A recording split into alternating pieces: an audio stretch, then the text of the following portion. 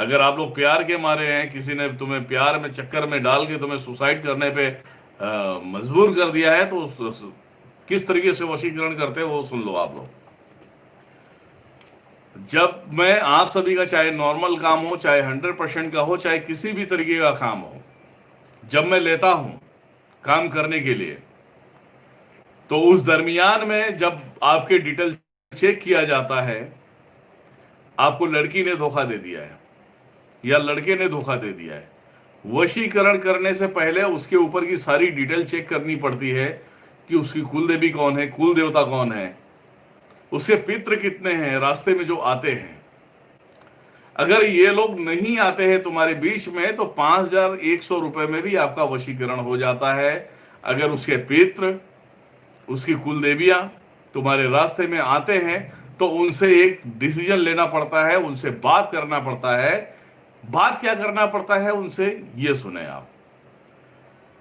जब वहां पे वशीकरण तंत्र यहां से भेजे जाते हैं, तो कुल देवी वहां पे आके खड़ी हो जाती है, उसके पितर आके खड़े हो जाते हैं कि बिना बोले ये कैसे आ गया।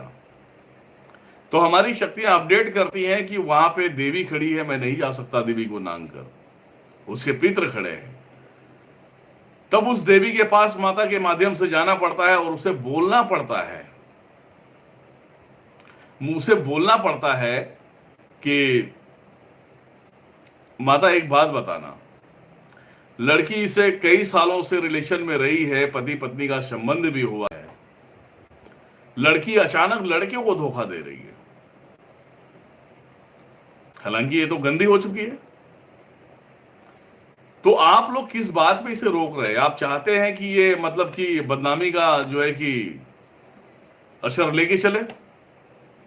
जब एक दूसरे को ये लोग सौंप दिए, तो ये जरूरी है कि ये दोनों का मिलन करा देना बहुत जरूरी होता है। तो माता उसके बारे में सोचती है, फिर भी बोलती है नहीं। कोई कोई देवियां गुस्से वाली होती है। तो लास्ट में मुझे एक बात बोलना पड़ता है, उसके पितर और जब जिद करके खड़ा होते हैं, तो मुझे एक बात बहुत गंदी टाइप की बातें बोलनी पड़ती है। माता को बोलना पड़ता है कि हे माता एक बात बताना, उसके साथ में फिजिकल रिलेशन से लेकर सारी चीजें हो गई है और लड़की अभी धोखा दे रही है, लड़का सुसाइड करने पे आ गया है या लड़की सुसाइड करने पे आ गई है, तो इसका रीजन क्या होता है? आप चाहती है वेश्याओं के पद पे जाके बैठे? आप समझ गए? ये बोलना पड़ता है ये बात कि ये वेश्याओं के पद पे आके बैठे, वेश्याओं जिसे नाम का मोहर लेना चाहती है ये। तो आप इसमें सहमति जताएंगी या इन दोनों को मिलाएंगी? क्योंकि मेरा जो शब्द होता है ना, जुबान बहुत कड़वा होता है, मैं किसी को नहीं डरता। उसके पित्र, उसकी देवियां मुंडी ऐसा नीचे कर लेते हैं जब ये बात बोलता हूं, बेश्याओं वाली जब बातें बोलता हूं ना, तो मुंडी नीचे कर लेते हैं। फिर मैं बोलता हूं अब आपकी राय क्या है?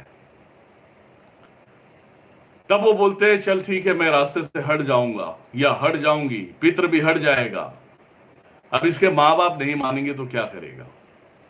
तब मैं बोलता हूं इसके माँ बाप नहीं मानेंगे तो ये जो तंत्र जा रहा है, ये तंत्र उसके माइंड में घूम के उसके माइंड को मोड़ देगा, एक दूसरे से शादी करा देता है और शादी करवाने के रास्ते पे लाके छोड़ देगा।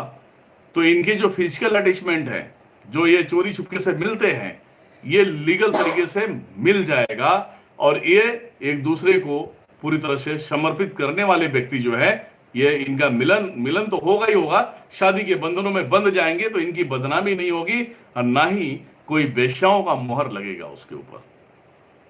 ठीक है?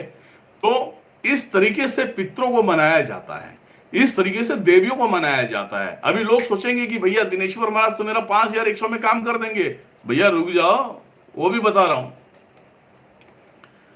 पित्र आया तो मान जाएगा, देवी देवता आए तो मान जाएंगे, लेकिन बेटा लड़की के ऊपर जो तंत्र लगा है, जिसने उसे अपने तरफ मोड़ा है या खिलाया पिलाया है, वो तंत्र दिनेश्वर महाराज 5,100 में नहीं काटेगा। उस तंत्र को अलग क्रियाओं से काटा जाता है, अलग तरीके से उसे आपके लाइफ में लाना पड़ता है। ठीक है?